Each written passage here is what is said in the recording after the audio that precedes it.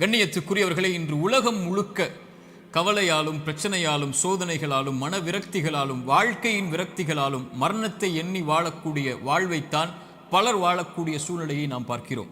குறிப்பாக வாலிப சமூகத்துடைய ஆண்களும் பெண்களும் பெரும்பான்மையாக இந்த நிலையில் இருக்கக்கூடிய காட்சியைத்தான் நம்மால் பார்க்க முடிகிறது. அல்லாஹுடைய தூதர் ஸல்லல்லாஹு அலைஹி வஸல்லம் இந்த காலம் மறுமை நெருங்கும் போது வரும் என்று சொன்னார்கள். மனிதர்களுடைய இறுதி காலம் நெருங்கும் போது மன்னரைகளை பார்த்து மனிதர்கள் சொல்லுவார்கள், நீங்கள் இருக்கக்கூடிய இடத்தில் நாங்கள் இருக்க வேண்டுமே என்று. மரணித்தவனை பார்த்து உயிர் உள்ளவன் மரணிக்க வேண்டும் என்று ஆசைப்படுவான் என்று அல்லாஹுடைய தூதர் ஸல்லல்லாஹு அலைஹி வஸல்லம் அவர்கள் சொன்னார்கள். இப்படி மரணத்தை எண்ணி கவலையாலும் பிரச்சனைகளாலும் சோதனைகளாலும் நெருக்கடிகளாலும் வாழக்கூடிய வாழ்வை இறுதி சமூகம் சந்திக்கும் என்று அல்லாஹுடைய தூதர் ஸல்லல்லாஹு அலைஹி வஸல்லம் அவர்கள் சொன்னார்கள். இன்று இதற்காக மருத்துவமனைகள் உருவாகிவிட்டது, இதற்காக மருத்துவர்கள் உருவாகிவிட்டார்கள். இதுவே மிகப்பெரிய ஒரு அம்சமாக சமூகத்தில் மாறிக்கொண்டிருக்கிறது. இப்படி சோதனையான காலத்தில் நீங்கள் சோதனைகளை சந்தித்துக் கொண்டிருந்தால், நோயால், செல்வ இழப்பால், கண்ணிய இழப்பால் அல்லது வாழ்க்கையின் நெருக்கடிகளால், உறவுகளுடைய பிரிவால், இது போன்ற எந்த சோதனையில் நீங்கள் சிக்குண்டிருந்தாலும் இந்த செய்தியை செவிதாழ்த்தி கேளுங்கள். இந்த சோதனைகளில் நீங்கள் தனியாக இல்லை, உங்களுடைய இறைவன் உங்களோடு தான் இருக்கிறான். மீண்டும் சொல்கிறேன், இந்த சோதனைகள் எதுவாயினும் கவலை கொள்ளாதீர்கள், நீங்கள் தனியாக இல்லை, இறைவன் உங்களோடு தான் இருக்கிறான். அந்த செய்தி தான் நான் இப்போது உங்களுக்கு சொல்லக்கூடிய செய்தி. குர்ஆன் சொல்லுகிறது, வனப்லூக்கும் பிஷ்ஷர்ரி வல் கைரி ஃபித்னா. அல்லாஹ் நலவிலும் தீயதிலும் சோதனைகளை கொடுப்பான். இறைவனை பொறுத்தவரை நலவை இறைவன் கொடுப்பதும் ஒரு தீயதை உங்களை அணுக வைப்பதும் இரண்டும் இறைவனை பொறுத்தவரை சோதனைதான். உலகத்தை படைத்து மனிதர்களை இந்த உலகத்திலே அனுப்பும் போதே இறைவன் கூறிவிடுகிறான், வலனப்லுவன்னக்கும், நிச்சயமாக திட்டமாக நான் உங்களை சோதித்தே தீருவேன். பசியை கொண்டு சோதிப்பேன், பயத்தை கொண்டு சோதிப்பேன், செல்வ இழப்புகளை கொண்டு சோதிப்பேன், தொழிலின் நஷ்டத்தை கொண்டு சோதிப்பேன், உயிரிழப்புகளை கொண்டு உங்களை நான் சோதிப்பேன் என்று இறைவன் சோதித்தே தீருவான் என்று கூறிதான் மனித இனத்தை இந்த பூமியிலேயே அனுப்பி இருக்கிறான். இந்த பூமியிலேயே சோதனைகளில் இருந்து நீங்கி ஒரு சமூகம் வாழ வேண்டும் என்றால் அவர்கள் யாராக இருப்பார்கள் தெரியுமா? நபிமார்கள், இறைத்தூதர்கள். ஆனால் அந்த இறைத்தூதர்கள் தான் இந்த பூமியிலேயே அதிகம் சோதிக்கப்பட்டவர்கள். சோதனை எனக்கும் உங்களுக்கும் மட்டும் இறைவனால் கொடுக்கப்படுவதல்ல, நபிமார்கள் தான் இந்த உலகத்திலே சோதனை கொடுப்பதற்கு முதலாவதாக இறைவனால் தேர்ந்தெடுக்கப்படுபவர்கள். குர்ஆன் சொல்லுகிறது, நபிமார்கள் நிராசை அடைந்து நாங்கள் பொய்ப்பிக்கப்பட்டு விட்டோம் என்று எண்ணும் அளவிற்கு அவர்கள் நிராசை அடையும் போதுதான் அந்த சோதனையால், அந்த சிரமங்களால், அந்த கஷ்டங்களால் இறைவன் அவர்களுக்கு வெற்றியை அளிப்பான் என்று குர்ஆன் சொல்லுகிறது.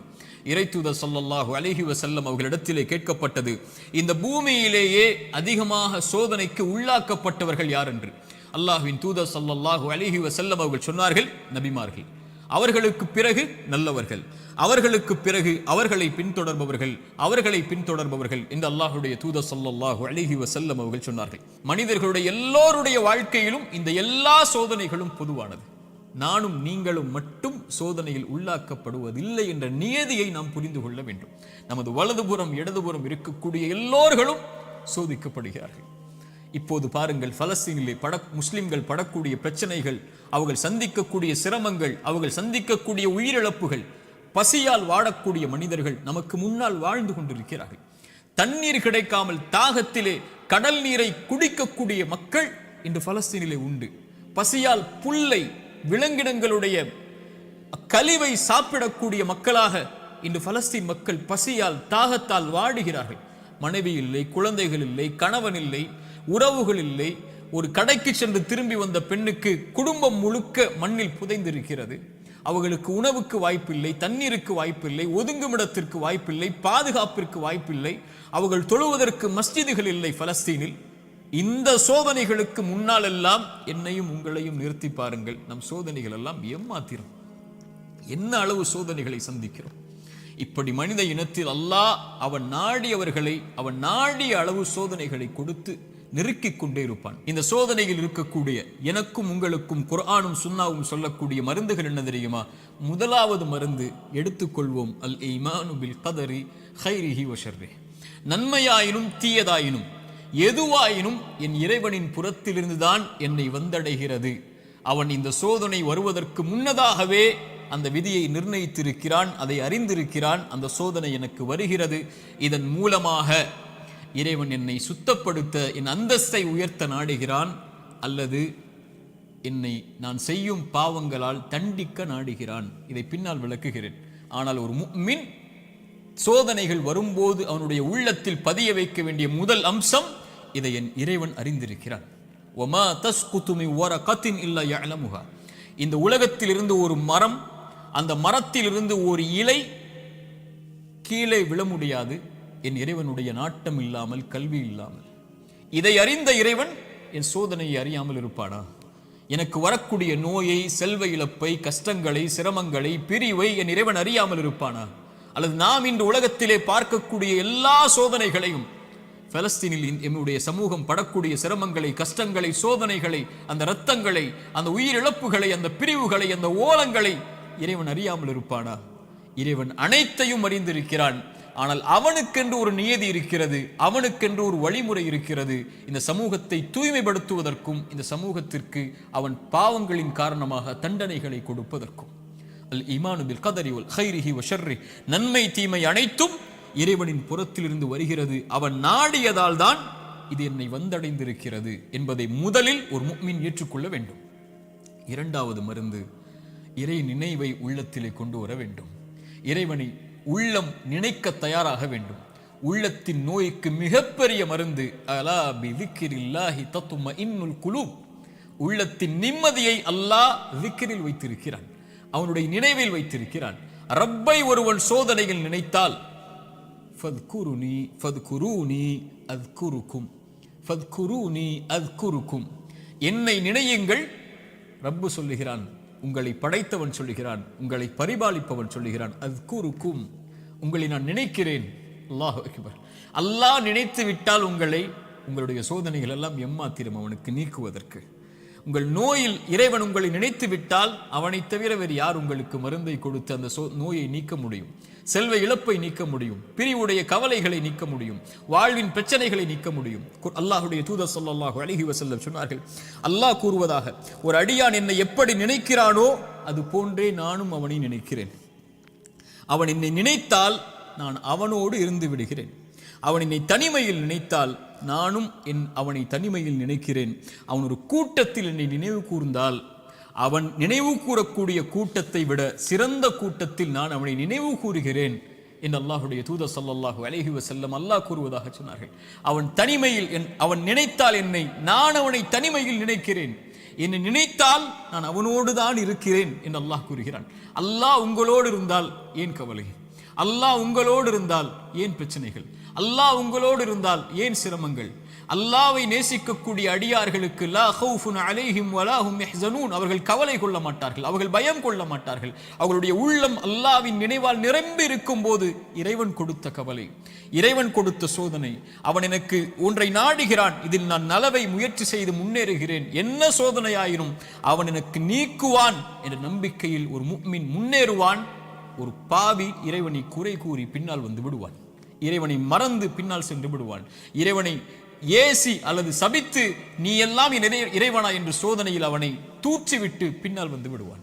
ஒரு முஃமின் அவனை அதிகம் அதிகம் நினைவு கூறுவதற்கு தயாராகுவான். மூன்றாவது துஆ, அவனை அழைக்க வேண்டும், நினைத்த இறைவனை அழைக்க வேண்டும். அழைப்பதுதான் சோதனைகளை நீக்கும். கரம் ஏந்தி உங்களுடைய சோதனைகளை முறையிட்டு நீங்கள் அல்லாஹ்வை அழைக்காமல் சோதனை நீங்கும் என்று நினைப்பது பகலில் கனவு காண்பதுதான். நடக்கவே நடக்காது. இறைவனை அழைத்தால் தான் சோதனைகள் நீங்கும். நபிமார்கள் அழைத்தார்கள், நபி யூனுஸ் அழைத்தார்கள், அல்லாஹுவை லா இலாஹ இல்லா அன்த சுப்ஹானக் இன்னி குன்து மினல் ஸாலிமீன். உறவுகளை விட்டு நீங்கி, உலகத்தை விட்டு நீங்கி செய்த ஒரு சிறிய தவறால் மீன் வயிற்றில் அகப்பட்டு இருளில் கிடக்கக்கூடிய ஒரு நபி, அவர்களுக்கு தெரியும் இந்த இருளில் இருந்து யாரும் என்னை நீக்க முடியாது, என்னை விளக்கி கொண்டு வர முடியாது, மீன் வயிற்றுடைய இருள் சூழ்ந்திருக்கிறது, உங்களுடைய வாழ்க்கையும் இருளால் சூழப்பட்டிருந்தால் அல்லாஹுடைய தூதர் சொன்னார்கள், யூனுஸ் அழைத்த அந்த பிரார்த்தனையை நீங்களும் அழையுங்கள், அல்லாஹ் உங்களையும் அந்த பிரச்சனையில் இருந்து நீக்குவான். லா இலாஹ இல்லா அன்த சுப்ஹானக், வணக்கத்துக்குரிய இறைவனை, உன்னை தவிர வணங்கத் தகுதியானவன் யாரும் இல்லை, நீ பரிசுத்தமானவன். இன்னி குன்து மினல் ஸாலிமீன், நான் அநீதம் செய்பவன் யா அல்லாஹ், அநீதத்திற்கு உள்ளானவன் யா அல்லாஹ், எனக்கு இந்த சோதனைகளை நீக்கு யா அல்லாஹ் என்று அவன் கேட்பான். அல்லாஹ் அந்த சோதனையை நீக்குவான். நான் செய்த பாவத்தால் எனக்கு இந்த சோதனை என்றால் இதோ விடுகிறேன் யா அல்லாஹ், நீக்கு யா அல்லாஹ். நபி யூனுஸ் அழைத்தார், அல்லாஹ் நீக்கிறான். நபி மூசா அழைத்தார், அல்லாஹ் நீக்கிறான். நபி இப்ராஹிம் அழைத்தார்கள், அல்லாஹ் நீக்கினான். நபி தாவூத் அழைத்தார்கள், அல்லாஹ் நீக்கினான். நபி நூஹ் அழைத்தார்கள், அல்லாஹ் நீக்கினான். நபி ஜக்கரியா அழைத்தார்கள், அல்லாஹ் நீக்கினான். நபி அய்யூப் அழைத்தார்கள், அல்லாஹ் நீக்கினான். முஹம்மது ரசூலுல்லாஹ் ஸல்லல்லாஹு அலைஹி வஸல்லம் அழைத்தார்கள், அல்லாஹ் நீக்கினான். நாம் அழைத்தோமா அல்லாஹ்வை? நாம் கேட்டோமா அல்லாஹ்விடத்தில்? நாம் முறையிட்டோமா, யா அல்லாஹ் இந்த சோதனையால் சிரமப்படுகிறேன், அவதிப்படுகிறேன், கஷ்டப்படுகிறேன், இன்னல் படுகிறேன், கண்ணீர் வடிக்கிறேன், எனக்கு இந்த சோதனையை நீக்கு யா அல்லாஹ். என் பாவத்தின் மூலமாக வந்திருந்தால் இதோ இந்த பாவங்களை விட்டு விலகி வருகிறேன் யா அல்லாஹ், என் கவலையை நீக்கு என்று கேட்டிருக்கிறோமா? அல்லாஹ்வுடைய தூதர் ஸல்லல்லாஹு அலைஹி வஸல்லம் ஒரு நபித்தோழரை பார்க்கிறார்கள். பள்ளியில் தொழுகை அல்லாத நேரத்தில் அவரை பார்த்து கேட்டார்கள், ஏன் தோழரே பள்ளிக்கு வந்திருக்கிறாய் இந்த நேரத்தில்? அவர் சொன்னார், யா ரசூல் அல்லாஹ், கடன், யா ரசூல் அல்லாஹ், கவலைகள், உள்ளம் நிரம்பி இருக்கிறது அல்லாஹ்வின் தூதரே.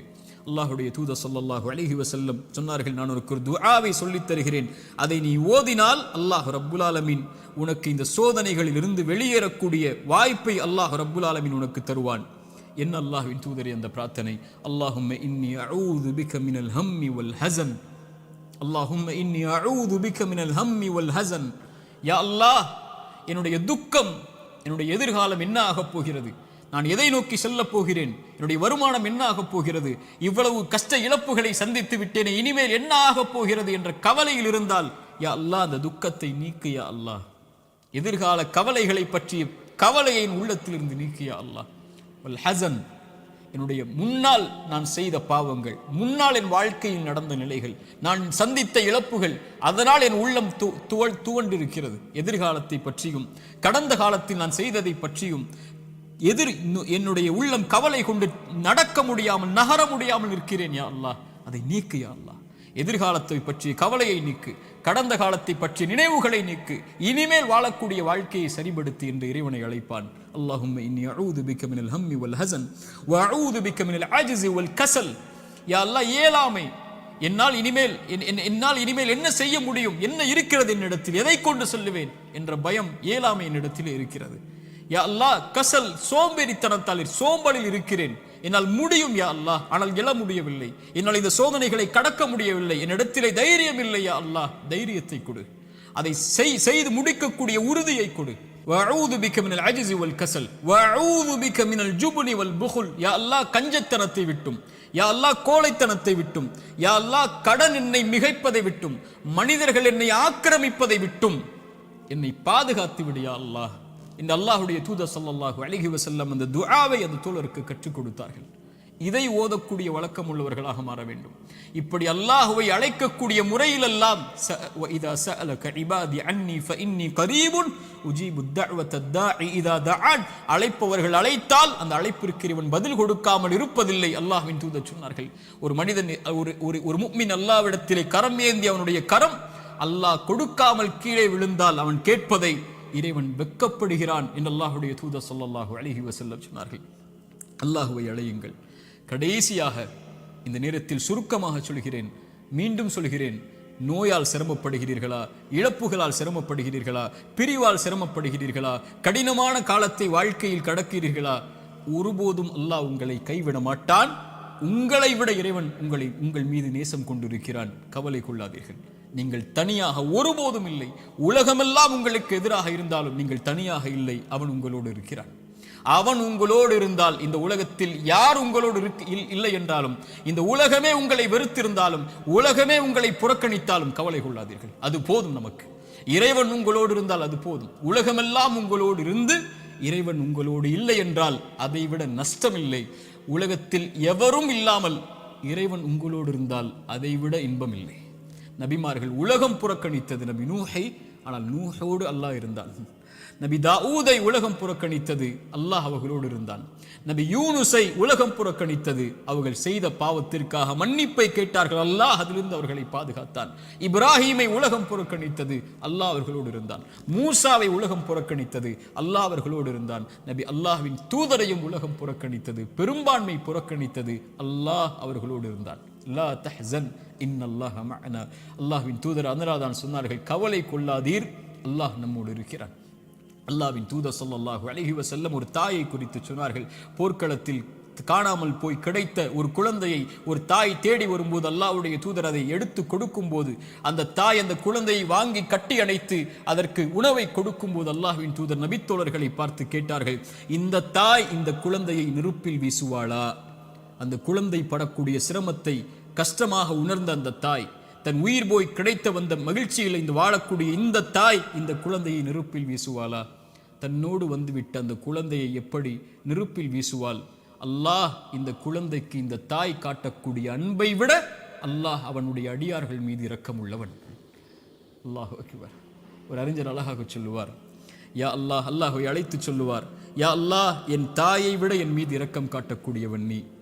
என் தாய் நான் சிரமப்படுவதை, என் தாய் நான் நோயில் வாடுவதை, என் தாய் நான் கடனில் இருப்பதை, கடனால் கஷ்டப்படுவதை, என் தாய் என் செல்வ இழப்புகளில் கஷ்டப்படுவதை, என் தாய் என்னுடைய இழப்புகளில், பிரிவில், நோயில், சிரமங்களில், சோதனையில் கஷ்டப்படுவதை விரும்ப மாட்டாள்.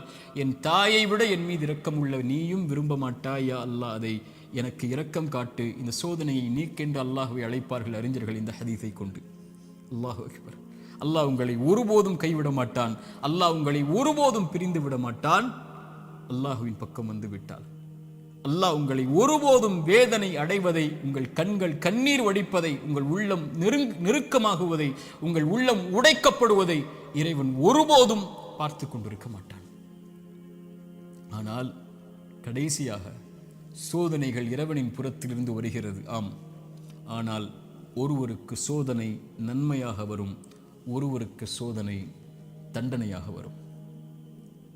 நபிமார்களுக்கு சோதனை வந்தது என்று சொன்னேன். எல்லா நபிமார்களுக்கும் சோதனை வந்தது. அந்த சோதனைகள் அவர்களை தூய்மைப்படுத்துவதற்காக, அவர்களை சுத்தப்படுத்துவதற்காக, அவர்களுடைய அந்தஸ்தை அல்லாஹ்விடத்திலே உயர்த்துவதற்காக, ஈமானில் அவர்களை உறுதிப்படுத்துவதற்காக, எல்லாவற்றையும் கொண்டும், உலகத்தை கொண்டும், மார்க்கத்தை கொண்டும், தீனை கொண்டும் அல்லாஹ் சோதித்துக் கொண்டே இருந்தால் அவனின் பக்கம் அவர்களை நெருக்கமாக்கி, அவனின் பக்கம் அவர்களை நெருக்கமாக்கி கொண்டு வருவதற்காக. அது நிஅமா, அது அருள். அந்த சோதனை அருள். அல்லாஹ்வுடைய தூதர் ஸல்லல்லாஹு அலைஹி வஸல்லம் அவர்கள் சொன்னார்கள், உலகத்தில் அதிகமாக சோதிக்கப்பட்டவர்கள் யார் என்று கேட்கும்போது நபிமார்கள், அவர்களுக்கு பின்னால் வந்தவர்கள், அவர்களுக்கு பின்னால் வந்தவர்கள் என்று சொல்லிவிட்டு சொன்னார்கள், அல்லாஹ் ஒரு மனிதனுடைய மார்க்கத்திற்கு ஏற்ப அவனை சோதிப்பான். யா அல்லாஹ், அவனுடைய மார்க்கம் நிலையாக உறுதியாக இருந்தால் அந்த உறுதியோடு, அந்த நிலையோடு சோதனையும் உறுதியாகும். யா அல்லாஹ். மேலும் சொன்னார்கள், அவனுடைய மார்க்கம் எளிதாக இருந்தால் சோதனையும் அவனுக்கு எளிதாகும். ஆனால் இறைவன் நாடக்கூடிய அடியார்களை இறைவன் சோதனைகளை கொண்டு, சிரமங்களை கொண்டு நெருக்கமாக்கி கொண்டே இருப்பான், இந்த பூமியில் அவன் பாவம் இல்லாதவனாக நடக்கும் வரை. யா அல்லாஹ், இந்த ஹதீஸை எப்படி விவரிப்பது இந்த சிறிய நேரத்தில்? இன்ஷா அல்லாஹ் வாய்ப்புகள் வரும்போது இந்த ஹதீஸை விவரிக்கிறேன். அல்லாஹ் சோதனைகளை கொண்டு ஒரு மனிதனை பக்குவப்படுத்துவான், நிலைப்படுத்துவான், முன்னேற்றுவான். அவனுக்கு அடுத்த கட்டத்தை நோக்கி அவனுடைய வாழ்வை நகர்த்துவான். அவன் அதன் மீது நம்பிக்கை கொண்டிருப்பான். நலவு வந்தால் அல்ஹம்துலில்லாஹ், சோதனை வந்தாலும் அல்ஹம்துலில்லாஹ், அல்லாஹ்வை புகழ்வான், அல்லாஹ்விடத்திலே உதவி தேடுவான். இவன் முஃமின். ஆனால் பாவி, இறைவன் சோதனையை கொடுத்தால் அல்லாஹ்வை விட்டு விலகுவான், சோதனையை கொடுத்தால் பாவங்களை நோக்கி செல்லுவான், சோதனையை கொடுத்தால் இறைவனை மறந்து விடுவான். அது நலவின் சோதனையாக இருந்தாலும் பாவத்தின் சோதனையாக இருந்தாலும். இந்த குர்ஆனின் எச்சரிக்கை மிக்க இந்த வசனத்தை கேளுங்கள். ஃபலம்மா நஸூமா துக்கிரு பிஹி, எம் நினைவை விட்டு நீங்கள் மறந்து வாழும் போது, ஃபதஹ்னா அலைஹிம் அபுவாப குல்லி ஷை, வானத்தின் கதவுகள் எல்லாம் திறக்கப்படும், என்ன வேண்டுமோ கிடைக்கும். ஹத்தா இதா ஃபரிஹு மா ஊது, அல்லாஹ் கொடுத்ததை கொண்டு அவர்கள் நிம்மதியோடு வாழ்ந்து கொண்டிருக்கும் போது, அது சோதனை என்று அறியாத அந்த பாவிகளுக்கு அஹத்னாஹும் பக்ததன், திடீரென்று அல்லாஹ் பிடித்து அவர்களை நஷ்டவாளிகளாக மாற்றிவிடுவான். அல்லாஹ்வின் தூதர் ஸல்லல்லாஹு அலைஹி வஸல்லம் சொன்னார்கள், அடியானுக்கு அல்லாஹ் ஒரு சோதனையை இந்த உலகத்திலே விரைவுபடுத்துகிறான் என்றால் அவனுக்கு அல்லாஹ் ரப்புல் ஆலமீன் நலவை நாடுகிறான்.